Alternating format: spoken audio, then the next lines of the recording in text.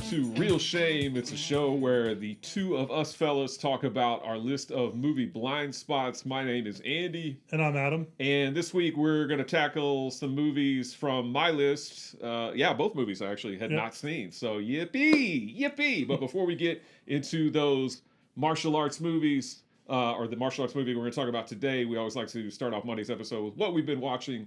So Adam, I'll throw it over to you. What have you been watching lately? Just a bunch of random stuff. Oh, thank you.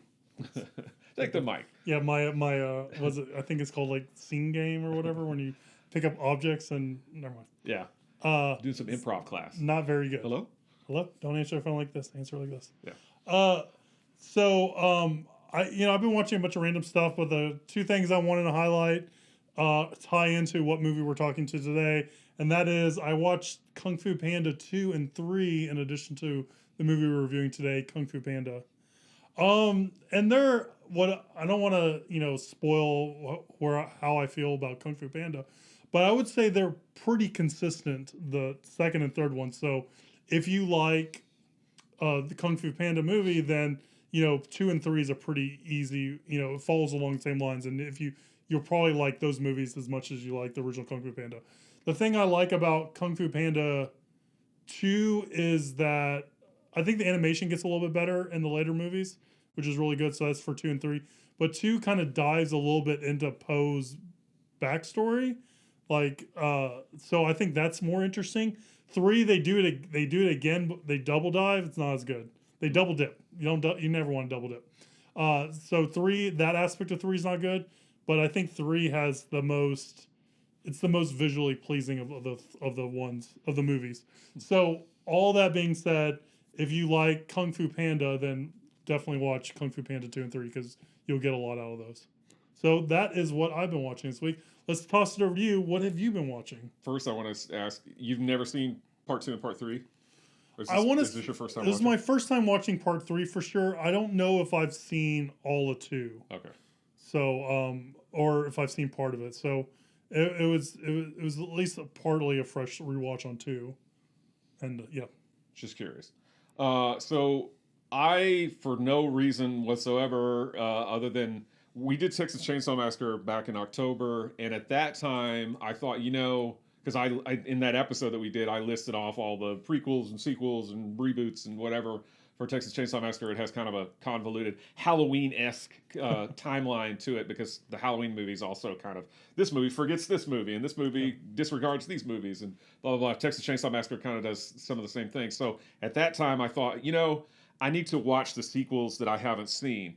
So I watched part 3 at that point, which I had seen before, but then I stopped. So I've picked that back up again. Again, it's not October, but hey, you can watch horror movies any time of the year. You can watch Christmas movies any time of the year. You can watch any movie you want at any time of the year. It doesn't matter. So I skipped 2 because I've seen 2 plenty of times. I watched 3 last October. I watched the Next Generation, Texas Chainsaw Massacre Next Generation that has Matthew McConaughey and Renee Zellweger. This was a first time watching for me. And I thought it was decent. I thought it was, because I've always heard really terrible things about it, how it's really, really awful. But I would say it's better than everything that came after it. And that may be damning with faint praise, as they say, because everything that comes after it's pretty wretched. The reboot is tolerable with Jessica Biel. It's okay.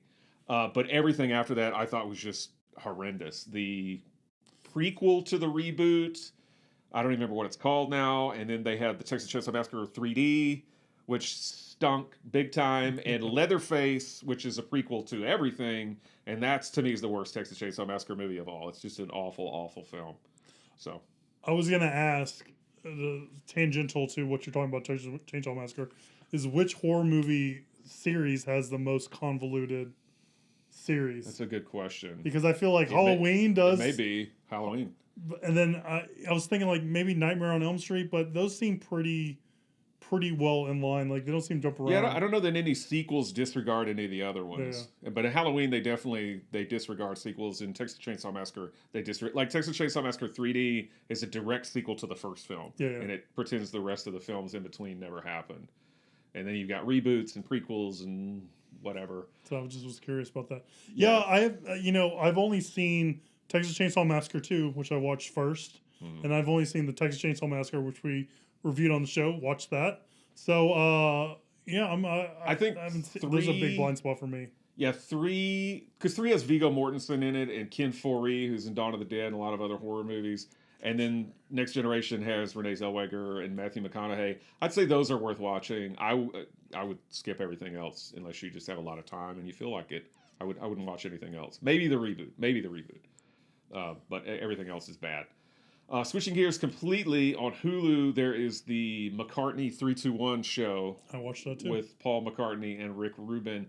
I actually haven't finished it yet, but I've watched, I think, all but 1 or 2 episodes.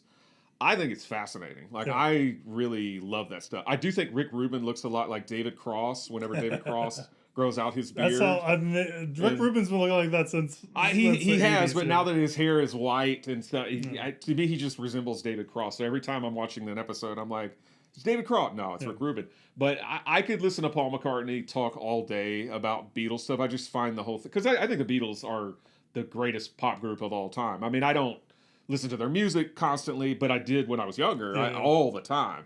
And I definitely know all of their albums backwards and forwards, and I've heard them all plenty of times. So when he talks about the genesis of certain songs, and they take their mixing board and they turn down this, and they highlight the vocals, or they highlight this part, and they point things out, and this was George Martin, and this is how we achieved this sound. I just find all that stuff completely fascinating. I think it's really cool. Do you feel like they jump around too much? Because I kind of... No. Part of me wishes it was a little bit more chronological. I can see that. I mean, I just feel like they just let the cameras roll, right? And then obviously they just picked and chose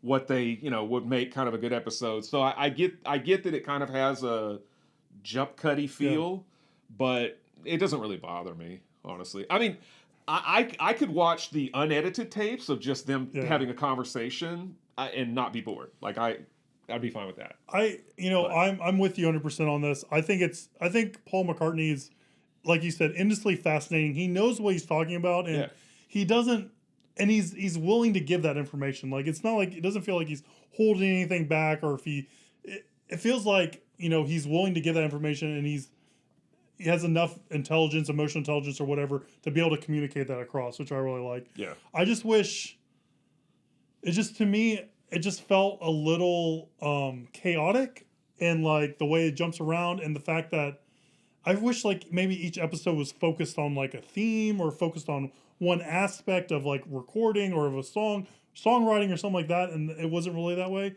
Yeah. And also it's just like, dude, they just need to give us like 24 episodes of this thing. Yeah. It is give me all the footage. It goes by way too fast. It is way too short. I think it's only like 6 episodes. Yeah.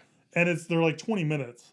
And I just like, they need to like bump up that content. They need to get those numbers up. You know what I mean? Yeah. So that's kind of, so I'm with you. I really liked it.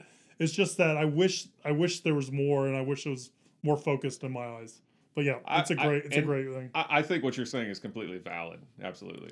And I can't wait for the Beatles documentary that comes out on Disney Plus during November, during Thanksgiving.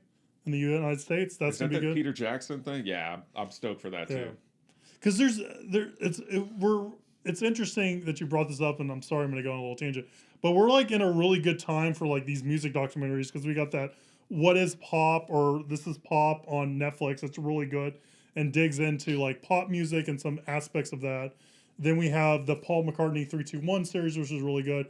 And then Mark Ronson, who produced like Amy Winehouse, and he's done songs with Bruno Mars and stuff like that. He has his own series on Disney, on Apple Plus, where he digs into aspects of music and stuff like that. So we're kind of like in this, like, I don't want to say golden era, because I don't think it's, but we're in this really good era where we're having people that are intelligent and can talk about like music production and what makes music good. And I think that's something that we both like and enjoy. So I'm really glad that we kind of have those things going on today. Couldn't agree more. All right. And that's what I've been watching, and apparently what you've been watching too. We both watched McCartney 321. Yeah, as soon as I heard that, I pretty much like stopped what I was doing and just like, I'm gonna set aside this time. Yeah, pretty much. Sure. Yeah, I think I'd like one, maybe 2 episodes left to go. I'll knock it out very quickly. But I skip ahead during all the wings parts. You're like, live and let die. Forget it. Don't live and let. Well, I watch all that stuff. All right. All right. Maybe we should talk about. Let's like our commenters say, let's get to the point. So let's get to our featured review. And my nose itches again because it's allergy season in Texas. Let's get in our feature review, and that's going to be 2008's Kung Fu Panda. All right, I'm pulling this one off of IMDb. The Dragon Warrior has to clash against the savage Tai Lung as Chinese fate hangs in the balance. However, the Dragon Warrior mantle is supposedly mistaken to be bestowed upon an obese panda in Kung Fu Panda. Oh, okay. Sorry. I just wanted to see who the Dragon Warrior was. How interesting. Master, are you pointing at me? Him. Who? You. Me? The universe has brought us the Dragon Warrior. What? What? This movie came out in 2008. It is written by a couple teams of writers. Jonathan Abel, Glenn Berger, Ethan Ralph, and Cyrus Voris. It's directed by Mark Osborne and John Stevenson. I think John Stevenson would go on and co-direct the sequels of this movie. That's how modern day computer animated movies are. They're always directed by a team. Two different animators will direct those movies. It's a movie that I've seen probably, I think this was my second or third time watching. Okay. A movie I remember liking when I first saw it. And, we've been kind of talking about Shaw Brothers and Kung Fu movies. And, we talk, off camera and stuff. We talk about Jackie Chan movies. And I was thinking that we really haven't done like a deep dive into Kung Fu movies and stuff like that. And I figured this was be a good way to kind of cross a modern movie off your list. And then with our follow-up movie, kind of dig into maybe the genre that influenced this movie a lot. So that all being said, wanted to throw it over to you since it's your first time watching. What did you know about Kung Fu Panda going into it, and how was it watching it for the first time? Well, as we all know by now, I'm pretty weak when it comes to that's my big blind spot is a lot of animated films. And it's not that I'm against animated films. So let's dispel that myth. Is there a myth around that? Well, I just think people think I hate Will Smith and that I hate animated movies or something. Like those are all things I've said. Neither one of those. My things. fault. Well, okay, so it's all you. So let's just dispel that Adam's rumors about me. No, but neither one of those things is true. I like Will Smith just fine, and I like anime or animated films and some anime that I've seen, which is very little. I remember when this movie came out. Again, it's just. I've seen very few animated films in the theater, so when it came out, it's not like I was like, I'm never going to go see that, but I just was like, I've got other things to do. So, I definitely was aware of the movie. I didn't know all of the voice talent that was involved with it. I knew Jack Black was Poe. I had to look and see his name. I'm like, my memory's so bad. I knew that Jack Black was the star, I guess is the best way to put that, but...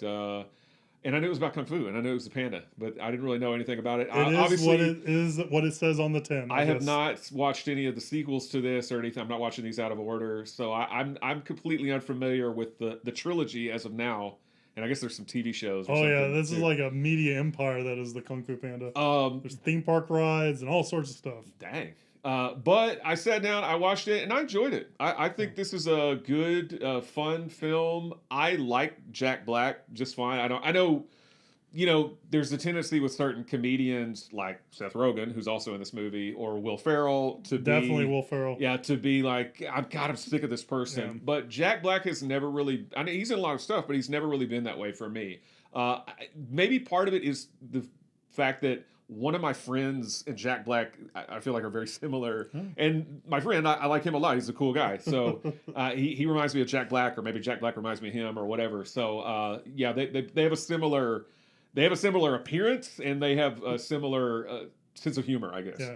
And are always kind of spouting off witticisms. So I like Jack Black, and I think he's perfect for this role. I think when you think of Jack Black, you think of kind of a rotund, kind of heavy-set guy, and obviously the panda is a rotund, heavy-set panda. I think the rest of the voice talent is good. I was excited that Dustin Hoffman was in. I didn't know Dustin Yeah. Hoffman was part of it. Honestly, Angelina Jolie, all those people, I didn't know that they did voices in it. Jackie Chan. I think Ian McShane has a fantastic voice. Period. Yes, He has such a yes. cool British, just deep Mr. kind of Mr. just Saturday. just very cool voice. So he's perfectly cast as the villain Tai Lung. But overall, I thought this was a really fun movie. I didn't have any major problems with it. I just it breezed by, and I plan on watching part 2 and part 3. So I will say that they do really well with the voice casting for all the villains. Mm-hmm. So in 2, it is Gary Oldman as the bad guy. Oh, cool. Which, great voice. Yeah. And then 3, we have J.K. Simmons. Great voice. He does Nice. a lot of animated stuff too. So they're really strong in there. I will say though, I feel like Jackie Chan had like 5 lines in this whole movie. Like it, I mean, I wish we had more from him, but I do like, that's just, I don't know what that is. That's like a weird criticism, but I just wish we had more lines from him in the movie. I felt like he didn't have very, very many lines. I feel like Seth Rogen didn't have all that many lines, but that's not a bad thing. Yeah, right. Yeah. So as the movie was kind of going, I mean, I knew Jack Black was the star. I didn't really know who else was in it, so I was trying to figure out who the people were without looking it up. And I was like, that sounds like Dustin Hoffman to me. I'm pretty sure that's Dustin Hoffman. I didn't get. I think Seth Rogen. I knew who he was, because his voice is unmistakable. I don't know that I knew who any of the rest of the people were just on hearing them alone. Yeah. Probably David Cross. I think I was like, oh, that's David Cross. Like, he has a very distinctive voice, but I don't think I could tell Angelina Jolie or Lucy Liu. And Jackie Chan has such few lines. I didn't really know, and I knew it's James Hong, or is it Hong or Wong? Yeah, it's his father. Yeah. I knew his voice because he's in a gazillion movies and he's awesome. So yeah, their voice acting, I thought, as you said, I mean, it's really perfectly cast, and their game is strong with that. But so I liked it. You've seen it a few times. Yeah. So this was, like I said, my second or third rewatch. And I cooled on it since the last time I watched it. I do think it's a little overly broad, but it's a kids movie, so I really can't hold that too much against it. For me, and we're gonna get into this with our second movie that we're reviewing this week, is the thing for me that's the most fun of these kind of martial arts movies, these whether it's kung fu movies or samurai movies or that kind of stuff, or the wuxia genre on whole, is the fights are really fun, but I really love the training sequences and stuff like that. Mm-hmm. And I just feel like this movie doesn't have a whole lot. I just feel like it doesn't have a whole lot on the martial arts side of the training sequence. Like a lot of the training that it seems that Poe is doing is more mental, right, around what Dustin Hoffman's doing as Master Shifu and all that kind of stuff. Mm-hmm. So you don't get to really see like cool, inventive ways of like training and all that kind of stuff, which I kind of miss on this movie. And I think like I wish the fight was a little bit bigger on this. Mm-hmm. And I know I don't know why I felt that way this time around, because those weren't bothersome to me when I watched in the past, but those are the kind of things that jumped out at me this time that I kind of felt like it was missing out on a little bit. I feel like we got more fish out of water story, and I wanted more kung fu out of the whole thing, right? And I feel like maybe it was like 80% fish out of water, 20% kung fu, and I wanted that ratio maybe to be a little bit closer together and stuff like that. I see. So that's kind of where it left me watching this time. But I'm glad you enjoyed it. After I watched it, I did talk to Kirby. I'm like, I don't know. This one might be a stinker. Andy might not like this one. No, I liked it a great deal. And I think, so I didn't mind that, they maybe didn't have as much of the montage or training sequence. I like the fact that he ultimately ends up using food to kind of train him, because that's what Kung Fu Panda loves the most. He loves to eat. And then the fight at the end, I understand what you're saying, but I feel like, because I was like, how's he going to beat this guy? Like he's, how's he going to do it? So I feel like they handled it pretty well, even if maybe the fight itself isn't as grandiose or as big as you wanted it to be. But I enjoyed it a great deal. And it was fortuitous or serendipitous or whatever you want to call it. Almost immediately after I saw this film, I happened to be browsing Reddit, and somebody posted a link to a channel. I'm going to butcher the lady's name, but She is Shirin J. Zhao, and she started her channel a year ago, I think. And the reason she started her channel is because she was upset at the things that Disney got wrong with the Mulan live action remake. Oh, cool. And because she's of Chinese heritage. Yeah. And so she talks about all the things kind of, I didn't watch that video, but I know that's how her channel started. And she did a video a few months ago all about Kung Fu Panda. Oh, nice. Where she goes all through the movie. There'll be a frame of the movie, a still, and she'll point out what it says in Chinese on like the banners, what's accurate about this, where this kind of comes from, like the part where he straps himself to the chair and the fireworks shoot up. That's based on like a legend and all kinds of stuff. Like it's about a 30-minute long video, but I thought the whole thing was really fascinating. Oh, nice. So after I watched that, it gave me even more appreciation kind of for the movie because apparently they did a lot of things right with this movie. So I thought it was cool. But one of the things that she talks about is Ufla, the turtle, is more of a Taoist, and Shifu, Dustin Hoffman's character, is Confucianist. So he follows Confucianism and he follows Taoism, and she kind of compares and contrasts those and why he says this or why he acts this way or whatever. And the whole thing's really, really interesting. So check that out. That's awesome. Yeah, that's I can't do it justice. She knows what she's talking about. I'm regurgitating briefly what she kind of summarizes or what she says. I'm summarizing it. And that I love that, and that I want to check those out because that I feel like that's the benefit of these animated movies take 4 to 5 years to make, right? And because the timeline to build these are so long, they can just pack it full of all these kind of interesting ideas and stuff like that, and really pay a really good tribute to the cultures you're using to inspire these movies and stuff like that. Yeah. So it's really heartening to hear that they did that correctly and successfully, and that people are noticing that because I'm sure because we get Easter eggs in these movies, but stuff like that is much cooler in my opinion. Yeah, there's a lot of kind of in jokes and things and references that are written in Chinese, so you and I aren't going to see them, but she points those out and says, "Oh, it's funny that they say this because of this," and I was like, "Oh, that's really, really cool." It makes me want to rewatch the movie kind of with her thing playing at the same time. I've got like a pop-up video kind of thing telling me, get her to do commentary for it. This is I think that would be awesome because she does a great job with the video, and I want to watch her other videos just based on that one video that I watched. I thought it was cool. I'll have to check it out. Yeah. The other thing I was going to say that it reminded me of, so the scroll, obviously we're spoiling it. He gets the scroll and there's nothing written on it. Just shiny. You just kind of see his own reflection. That made me think of, so there's an Argentinian writer named Jorge Luis Borges, who wrote, I think he was born back in the early 1900s. But he lived for a long time, wrote a lot of short stories and things. But he has several short story collections. But he has a short story called The Approach. I'm probably going to mispronounce this, but it's The Approach to Al-Mutasim. And it's a story about a guy who is forced to go on the run after he kills another guy. And he's, kind of lost and wandering around the country. He meets several different people that, despite the fact that they're kind of beggars or peasants, they have a lowly station in life, they're extremely happy. And so he hears about Al-Mutasim is this perfect man that he has to meet, then that will make him happy.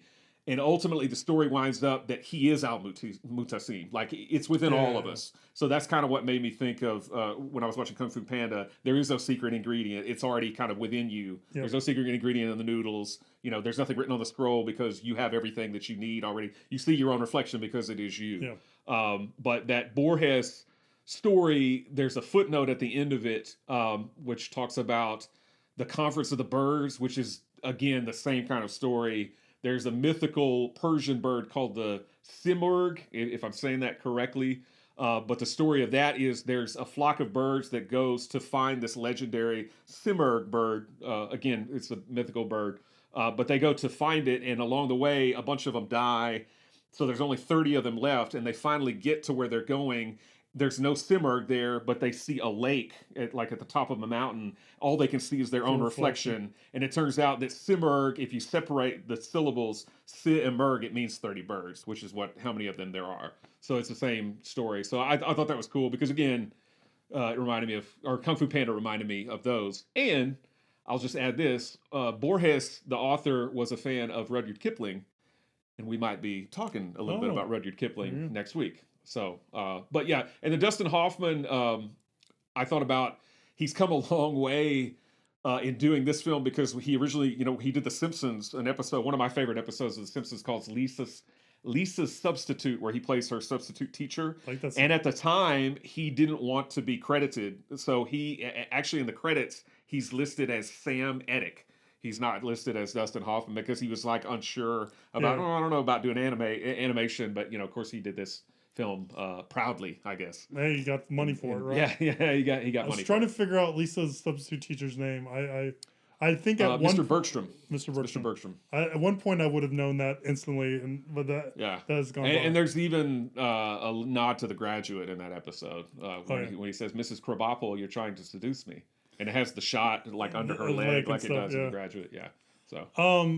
No, it's great. I'm glad you really enjoyed this movie. I just have a couple last things to wrap up on this, and then we'll figure out where it falls with all the critics. Some people may know this, some people may not, depending on your history with Kung Fu movies, but each of the 5 members are basically manifestations of different styles of Kung Fu. So there's, Mantis style, there's Krang style, there's Tiger style, there's Monkey style, there's Viper style, and, there's also a Bear style, which was new to me, but that's according to the IMDb credits. I've never heard of that. So, but you've heard of Mantis Crane and all that kind of stuff before. So maybe that's news to those out there. It's pretty cool. Also, this movie is inspired by Stephen Chow's Kung Fu Hustle, which you're not a fan of. I like. And I'm very much in the minority on that opinion, yeah. Have you seen Shaolin Soccer? No, I have not seen that. I've seen both Kung Fu Hustle and Shaolin Soccer. I like those. And also other martial arts films. There's Hero, which has Jet Li in it.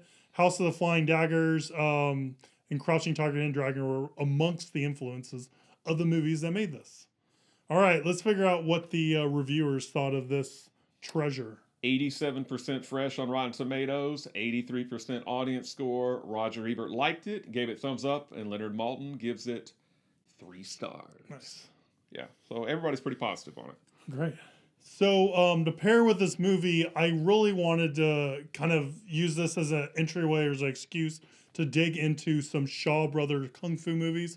It's I think we've both seen our fair share of those different kind of Kung Fu movies, and I really hit a point in my life when I was really into those movies and watched a bunch of them and stuff like that. So I was trying to find if any of the writers or people part of this movie listed any of those as movies that inspired them, and I couldn't find any. So I was looking through different Shaw Brother movie lists and stuff like that, and saw one that was called The 5 Deadly Venoms, and there's there's 5 in this movie, right? The Furious 5 in this movie, not to be confused with the Vin Diesel movies.